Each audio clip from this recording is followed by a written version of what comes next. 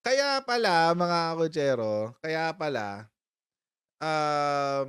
kailangan ipagtanggol at bigyan ng kredibilidad si Maharlika. Kasi may part 2 pa.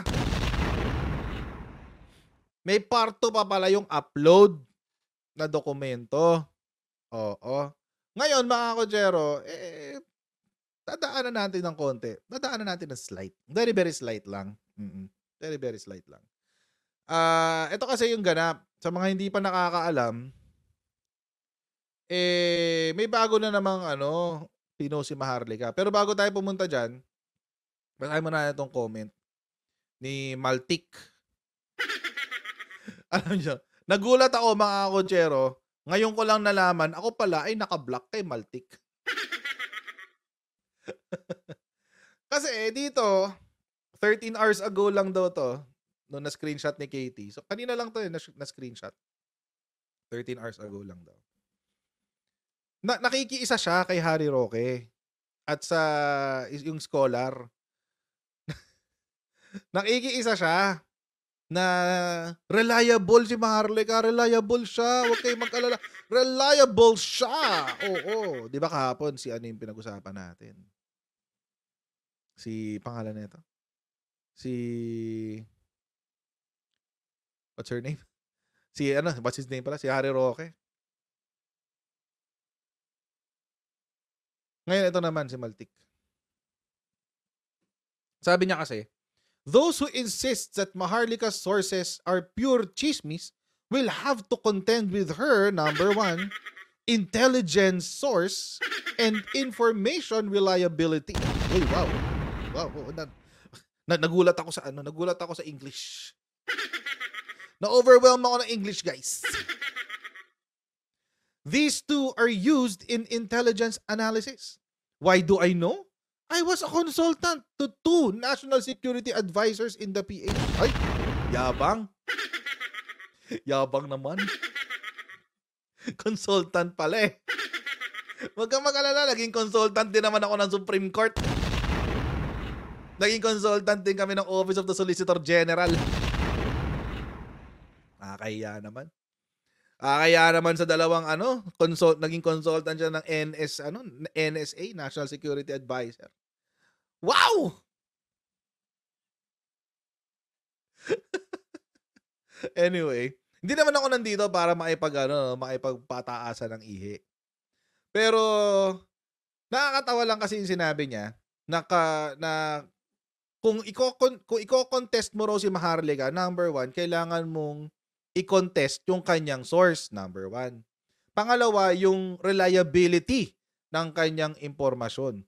Kasi mga kutsero, tama nga naman. Kung ang source mo ay lehitimo, most probably, yung impormasyon na ibibigay mo ay lehitimo din.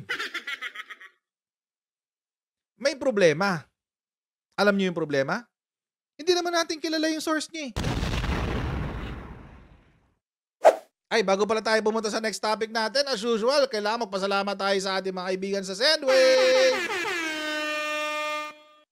Kaya mga kutsero, kayo ay nasa US, UK, Canada, Italy, France, Spain, Ireland, Belgium, may pwede tayo magpadala ng inyong mga remittance sa Sendwave.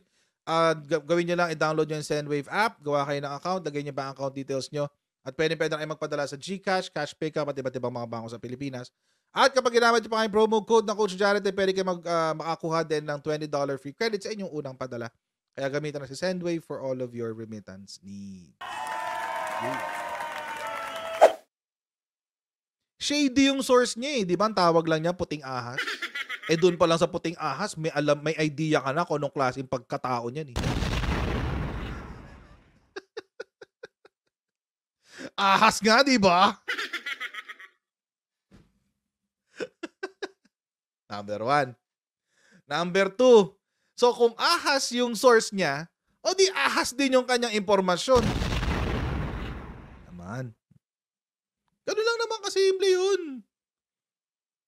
The audacity.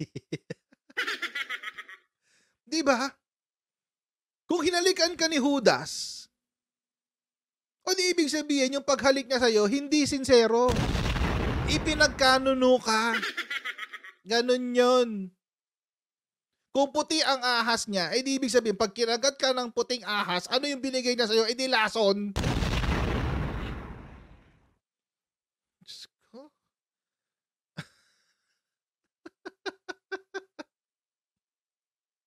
Buti sana mga kotsero kung ganito eh. Kung sinasabi ni Maharlo ka na, yung source ko, si puting ahas ay si ganito. Mataas ang katungkulan yan sa kay mga Marcoses. Kilalang kilala siya ng mga Marcoses. Wala namang sinasabi. Oh. So ang pagbabasihan namin, Miss Tikia, Miss Malutikia, ng kredibilidad niya ay yung rekomendasyon nyo. Ano to? Parang Airbnb? 5 stars? Uy, dito tayo pumirmi. 5 stars yung kwarto. Rekomendasyon nyo, endorsement nyo, ganun. Ipapahiram nyo yung pangalan nyo sa kanya para magkaroon siya ng kredibilidad. Is that how you want Filipinos to think? Gusto nyo mag-isip ang mga Pilipino base sa rekomendasyon nyo ng mga experts? Come on. Why don't you teach people how they could deduce information so they themselves can think what information is reliable and what is an intelligent source? My goodness. Malutikiya. Anyway, di ko na babasahin lahat kasi masyado ng yan. Tumutok siya dun sa source yung sources niya. Kung i-pause nyo na lang kung gusto nyo, basahin nyo yan. Pero I don't want to waste time reading the whole thing na napakahaba. Pero ang ending nun is, binibigyan lang niya ng credibility si Maharlika dahil sa intelligence source niya at saka sa reliability ng kanyang impormasyon na binibigay nung kanyang source. Hindi nga natin alam kung sino yung source. So, hindi ko na yan. Pero balikan natin konti ang history. Balikan natin konti. Si Senator Amy daw ang source. O di ko si Senator Amy, ba't hindi siya lumantad? Senator Amy, baka naman.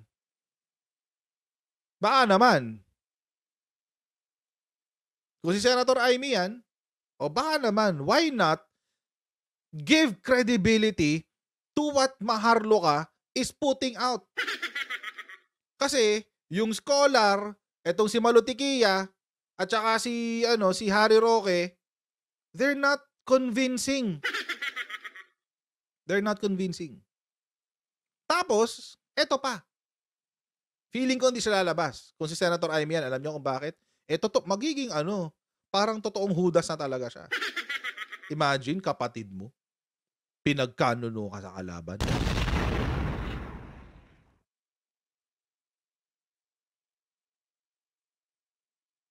So, di pa rin niya gagawin yun. Di niya gagawin yun.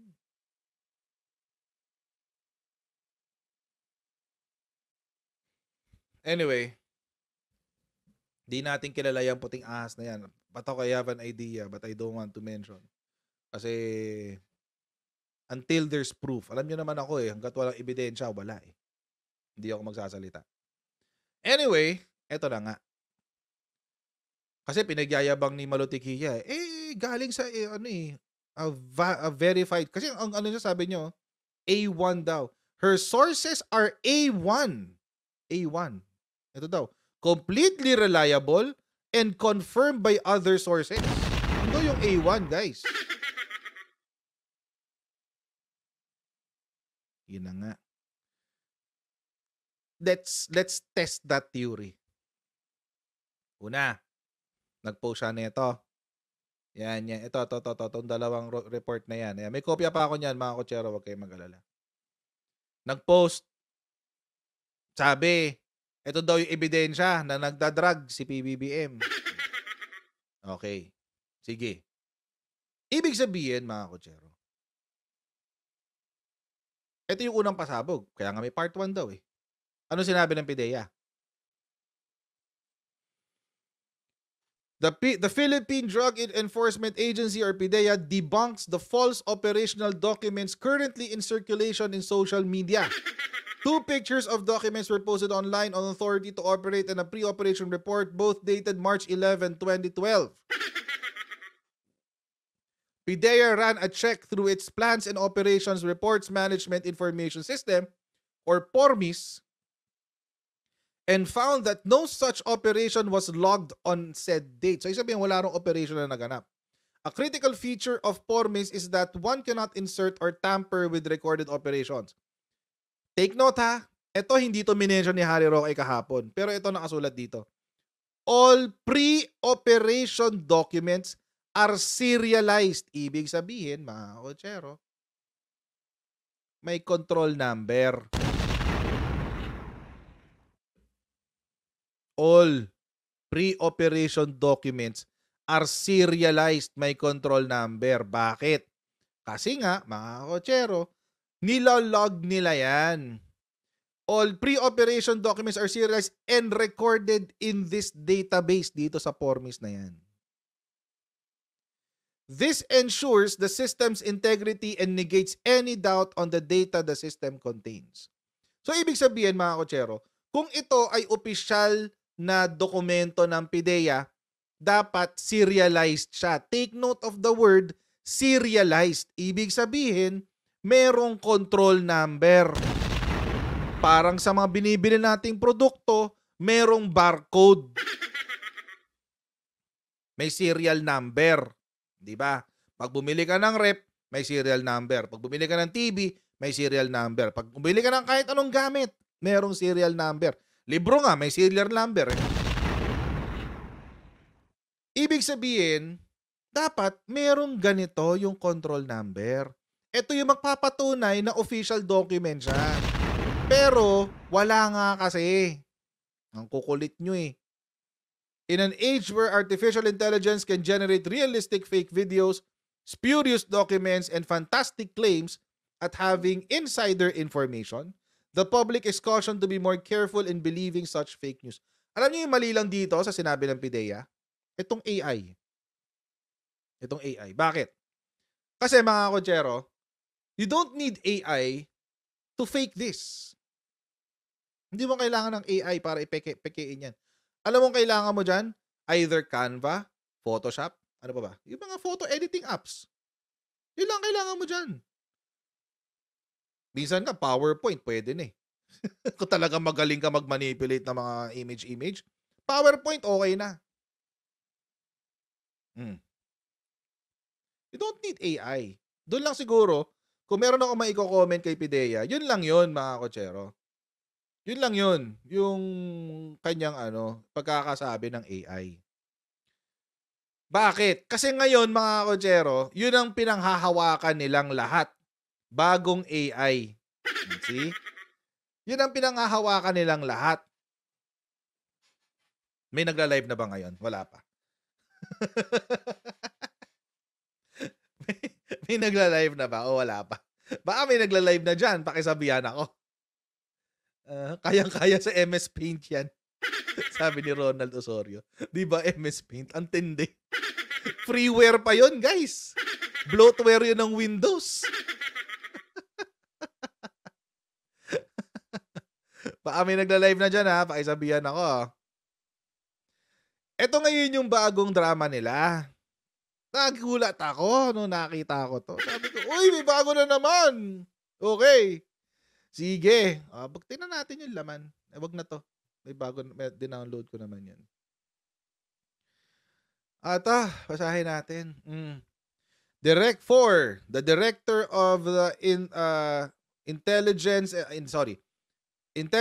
and Investigation Service. Yan ay isang departamento under ng PIDEA. IIS. Okay. From Investigation Division, subject reported nefarious activities of blank and Bongbong Marcos at Bonget. Date, March 10. Okay. Number 1. This has reference to the reported nefarious activities of blank of Unit 46C, Rizal Tower Building, Rockwell, Barangay Poblacion, Makati City, and Bongbong Marcos at Bonget with unknown address.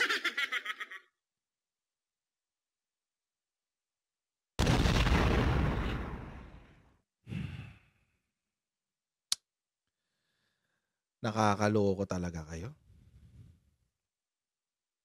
Seriously?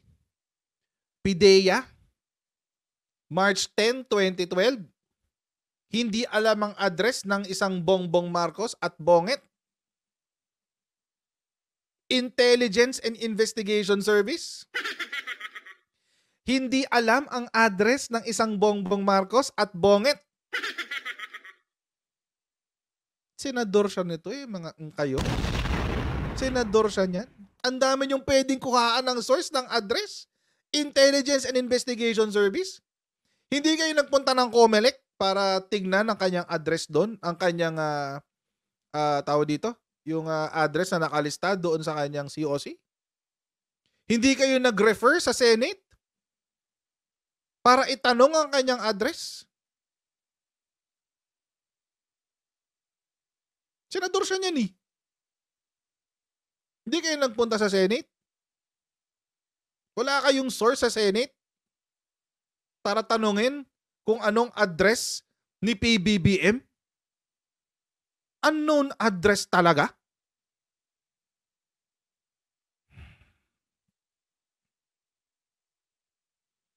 Stupid. Alam niyo mga kotsero, kung totoong dokumento to, napakatanga ng investigating agent nito.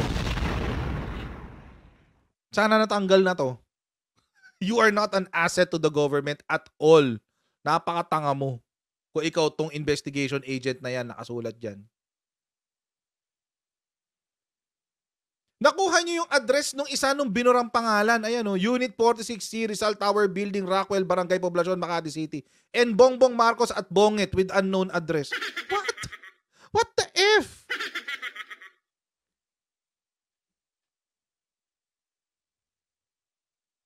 Ang stupid. Ang stupid na talaga ng editor nyo. Kung sino mang editor nyo dyan, Marlo ka, tanggalin nyo. Kung sino man yung nagpepeke ng mga dokumento nilalabas nyo, palitan nyo. Parang awa nyo na. Bumukha kayo lalong tanga. Eto pa, ang problema dyan sa lintik na address na yan. Tinan nyo yung address ha. Unit 46C. Rizal Tower Building, Rockwell, Barangay Poblacion, Makati City. Ay hindi, bago ako pumunta dyan. Ito na, last na lang. Ako nga alam ko kung saan nakatira ang mga Marcoses. Ako na to ha. Alam ko na meron silang bahay sa San Juan. Alam ko na meron pang isa dyan sa may QC.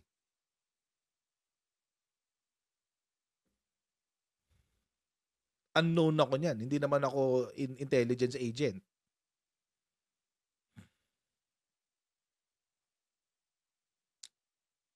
Huwag mo na sabihin, no?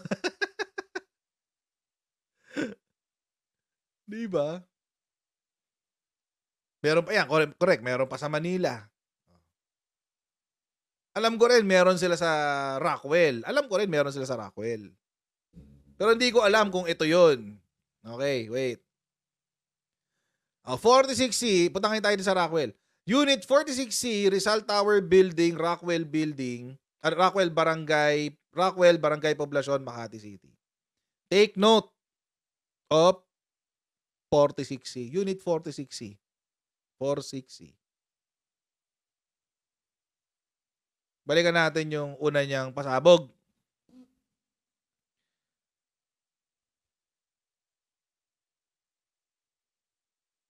Anong address na nakasulat dito? Unit 4C?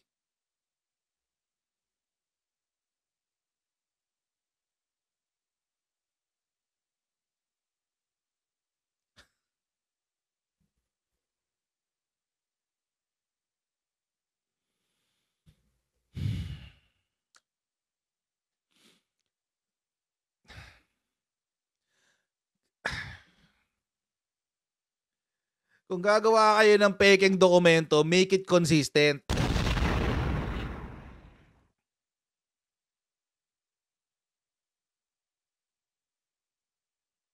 Gawin yung consistent ha. Parang awa nyo na.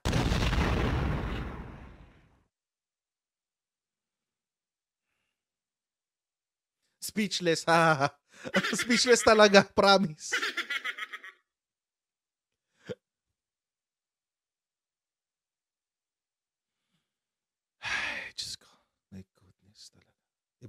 Hindi ko alam kung... Tapos sasabihin ni Malutigia,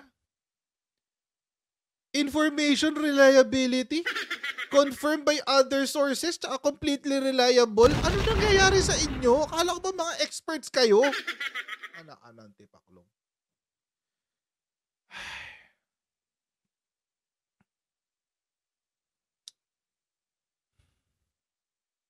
Ito pa. Ano nakasulat dito? Number 3.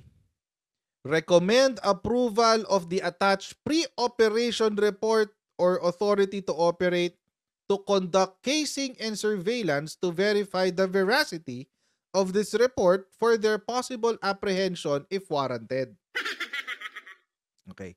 Sa Tagalog, kalakip nitong sulat na ito, ng request na ito, ay ang pre-operation at authority to operate para bigyang pahintulot kami na makapag-casing at surveillance. Ayun, yun ang sinasabi dyan. Kailan yung date ng submission? Isinumit ito March 10, 2012. Take note ha, March 10, 2012. Take note, attached na ha, attached already ang pre-operation report at authority to operate. Attached already. Naka-staple na dyan, nakakabit na yung dokumento ng pre-operation report at authority to operate. Sinumite sa director ng Intelligence and Investigation Service noong March 10, 2012. Bakit ko hina-highlight yan? Puntahan natin yung isang dokumento. Ba't ganito yung date, March 11?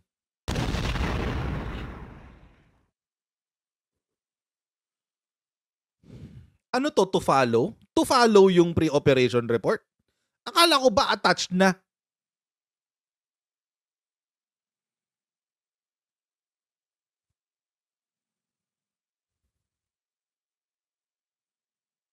Ay, hindi, sorry. Hindi, nagkamali kasi ng sulat to follow.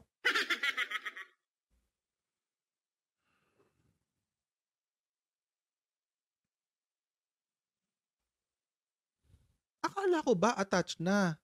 Naka-attach na raw eh. Oh. Recommend approval of the attached pre-operation report. Oh, asan na yung pre-operation report? Oh, to, pre-operation report. Naka-attach na raw to, mga kotsero. Bakit magkaiba yung date? Yung date dito, March 11. Yung date na dito sa sa request, March 10. Anong kabalbala naman yan?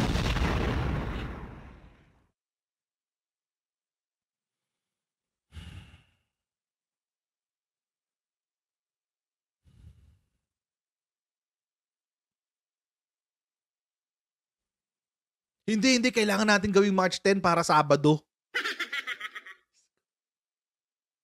Para mukhang legit, Sabado siya. Ano kayo ng tipaklong, mga hinayupa kayo. Hipak pa!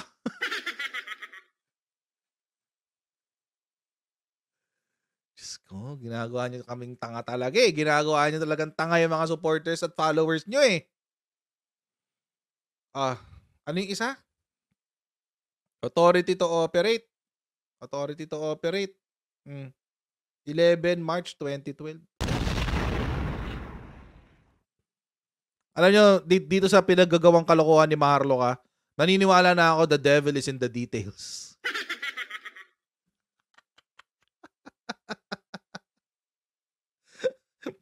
The devil is in the details, guys.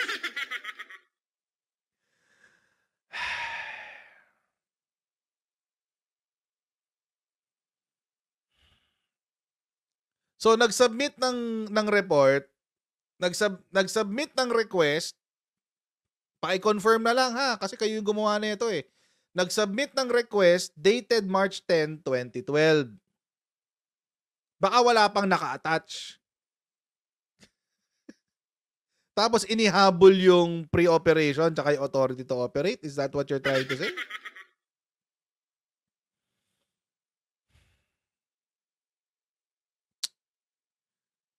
Ayan.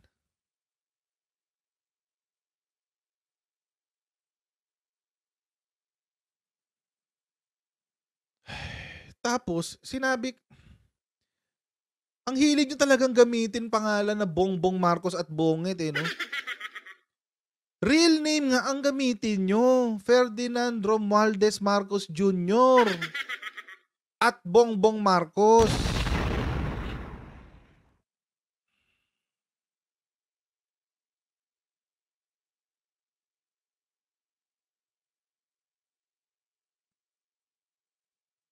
Ulitin ko ha.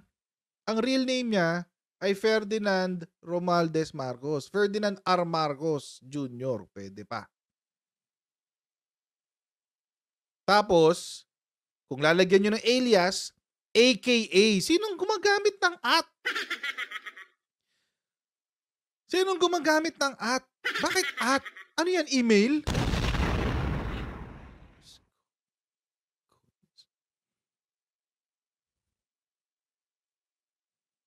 Ano yan, email? Ba't may at? Kulang na lang bonget.com eh. Diba? Kulang na lang .com. May email address ka na.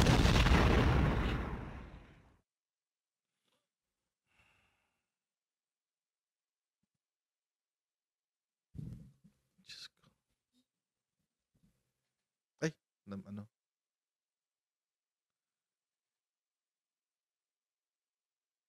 Bakit at? AKA, also known as. Yun ang official na ginagamit sa mga ganitong dokumento. AKA, also known as. Kaya AKA. Doon ginagamit ang mga alias. Gagamitin nyo at? Ano kaslo? Email? Bongbong Marcos at bonget.com?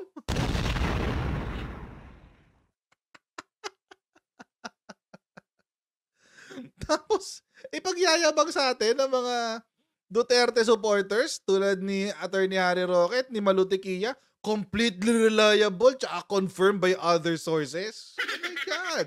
What the hell?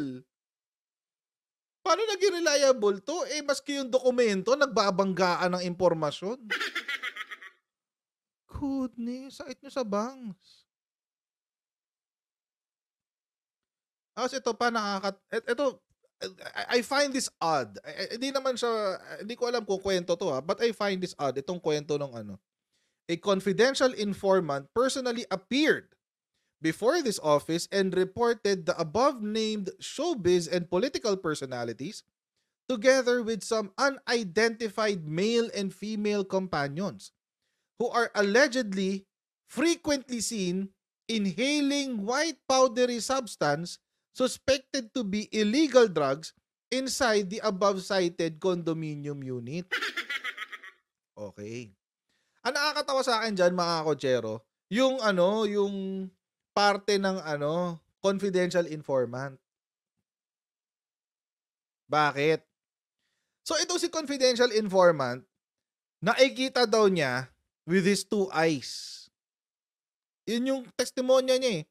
Nakikita daw niya na ang Bongbong Marcos at Bongit at isa pang artista ay may sinisinghot na white powdery substance. Ito bang si confidential informant ay kasama nitong mga to na sumisinghot? Ano yan? Mula sa pader? O tine-telescope niya? Mula sa labas ng kung saan man, sino-surveillance siya mag-isa? Ano siya, stalker? O baka kasama nila dyan, kung sino man yung Bongbong Marcos at Bongit na yun? Baka kasama nila.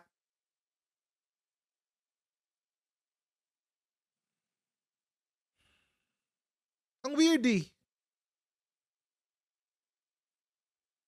Ang weird. It's so weird.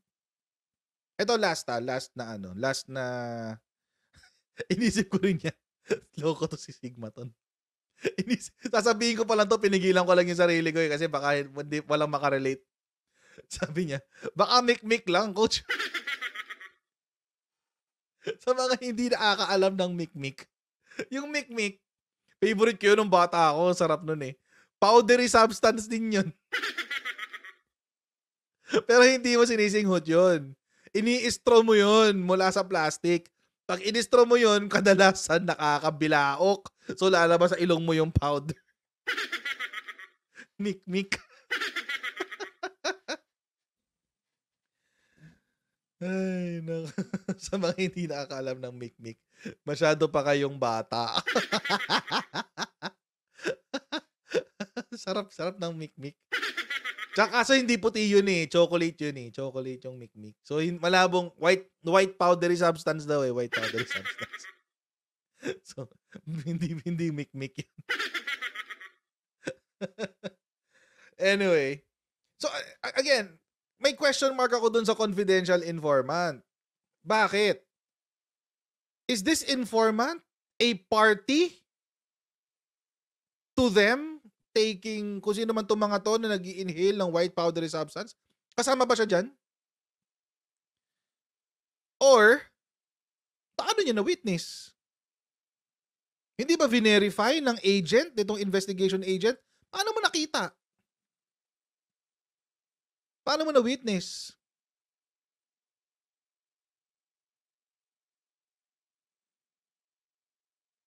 Oh. Alam niyo mga kotsero, next, feeling ko, pinahanda na nila yung paglabas ng edited video nila. Next na kwento nito, si confidential informant. Next na kwento. Next na kwento yan. Kasi bakit? Ito ang lalabas, cellphone capture na video. Ito yung video ni confidential informant. Nahuli si Bongit na nagsisinghot ng white powdery substance. Ayan o yung video. Surveillance. Baka ganun ang next na drama. Abangan natin. Baka ganun eh. Baka nililay lang nila yung mga yung mga tawag dito. Yung mga bagay na kailangan para maging believable, di ba? Ilang floor ba yung building? Wait, let's see. Rizal Tower building. Tingnan natin. Rizal Tower Rockwell. Floors.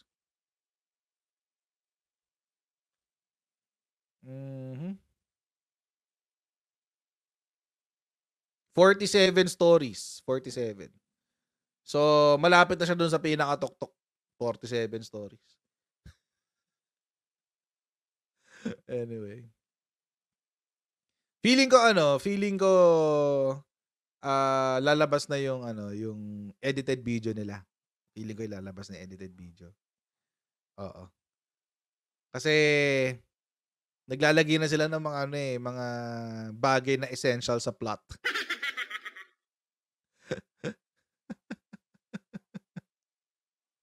So, yun. But anyway, para sa akin, parang question mark ako dito sa confidential informant. Pero yung really glaring sa akin, mga kotsero, number 1 was the date. Tapos kinumpara ko dun sa mga luma. Ayan, March 11. Pangalawa, yung address. Maling address. Dito. Ayan, Unit 4C. Layo niya na. Ang layo ng 46 sa 4. Ang layo ng 46 sa 4. Oh. Baka kaya hindi na isubmit ito. Baka kaya dinecline kasi may mga typographical errors. Baka kaya hindi pinirma. Mali-mali kasi spelling nyo. Huwag natin i-submit. Pangit eh. Huwag natin i-submit. May typographical errors tayo, guys. Wag. Diyos ko. Napakalayo ng 4th floor sa 46th floor. Diyos ko. Napakalayo nun, guys. Ay, naka. Tapos, ayan. Ito yun. So most probably, I'm 80 to 90% sure na ito ay peke na naman. At malamang sa malamang, bukas maglalabas na naman ng statement si Pidea. At sasabihin ni Pidea, peke po yan. Malamang sa malamang. Pero ako mga kotsero, eto hindi ko alam kung ako lang nakakapansin, pero hindi talaga ako maka-move on dito. Bakit may mga mantsa? Ba't may mga puting mantsa? Ulit. Take note ha. Eto. Example, ito yung sinasabi ko yung puting mantsa, oh. Ito inedit ko na para lang makita nyo, para lang ma-highlight yung pagkakaiba ng kulay nitong dokumento na to. Ba't may mga puting mantsa? Ayan, oh. Hindi ko gets. Ano yan? What does that mean? Does that mean na magkaiba ng pixels? Ewan ko. I don't know kung ano ibig sabihin yan. Pero magkaiba siya ng kulay. Iba siya ng kulay, oh. I don't understand why. Tapos, ito. Ganun din. Ayan, oh. Di ba? Inedit ko to para ma-highlight yung ano, yung itong part na to, tsaka yung mga part na may puti-puti. I don't understand kung bakit may ganun. Kasi mga kotsero, kung ito, let's say, in-scan. Pag in-scan mo yung ganun, magka-flatten yan. Magka-flatten yan. Pag nag-flatten yan, walang shadow. Diba? Walang shadow yan. So, hindi magkakaroon ng mga ganito. Ako lang naman, nagtataka lang ako, what does that mean? Baka merong photo expert dito. Ano ibig sabihin niya? Ito rin, meron. Ayan. Ito rin, sa mga, ayan, so, I'm not sure, hindi ko alam. Hindi ko alam ba't may ganyan yan. But, napansin ko lang na bakit may ganun. Tinry ko i-replicate yan. Pinicturean ko yung binabasa ko kanina. Ito, binabasa ko to kanina eh. Tapos, I did the same process sa Photoshop. Oh. Wala naman yung dilaw. Ito, merong konti. Ayan, may konting dilaw. Oh. Pero kasi, hindi ko alam kung bakit. Bakit yung pagkadilaw nito, hindi naman sa buong document. Pero dito, sa buong document. May mga latak-latak naman siya. I'm not sure kung bakit. Hindi ko alam kung bakit ganyan.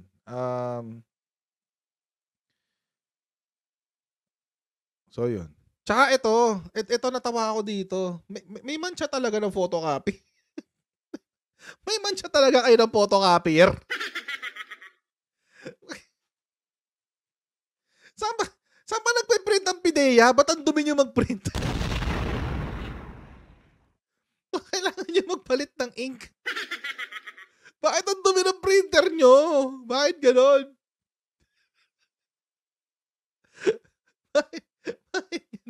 Ito rin eh. Maski dun sa original, ang dumi eh. Oh? Ba't ganyan? Printer niya. Di ba? Bakit ang dumi niyo mag-print? Ano nangyari sa photocopy machine nyo? Bakit may ganyan? Ba't may latak? Kasi kayo magpo-photocopy sa mga piso print. Sa mga piso-piso lang. Ipaano nyo kasi? Gumamit kayo ng, Diyos ko, may laser printer naman. Ang dumi ng printer nyo, guys. Okay, ganyan. Ano yan? Pati sila, yung pati yung mga iba, nilabas din to. Okay. O, di sila. Tinan nyo mga kotsero, yung mga naniniwala dito, iisa lang ang pinanggagalingan nila. Lahat sila Duterte supporter. Lahat sila. Si Malutikia, sana yan? Si Malutikia, si Sas, na nag-vouch dito sa dokumento na to. Si Harry Roque, at saka yung mga binanggit nyo dyan. O, yun. Obviously, meron silang gustong isulong na agenda. Ano yan? Sabi ni Melissa, Coach, nag-try sila tanggalin ang background remove kaya naging ganyan ang result. Tinry lang tanggalin yung background. Kaya pala.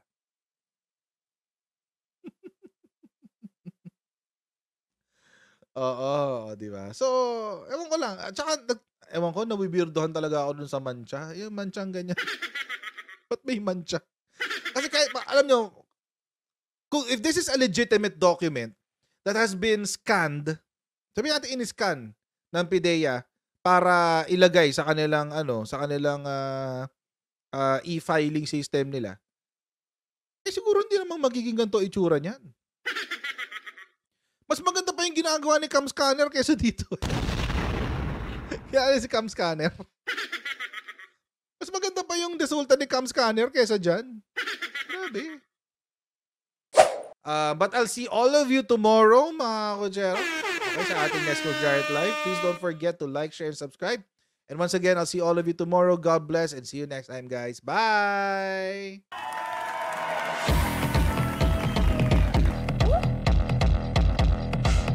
Pag ganun, huwag natin gawing tanga mga Pilipino. Mas maganda kasi nasa lugar ka ng tama kaysa yung pinipilit mo yung pagkakamali.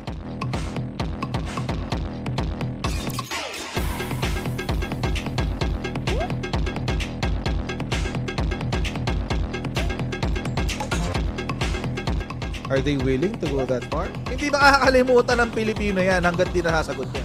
Sino ngayon nagsasabi ng totoo?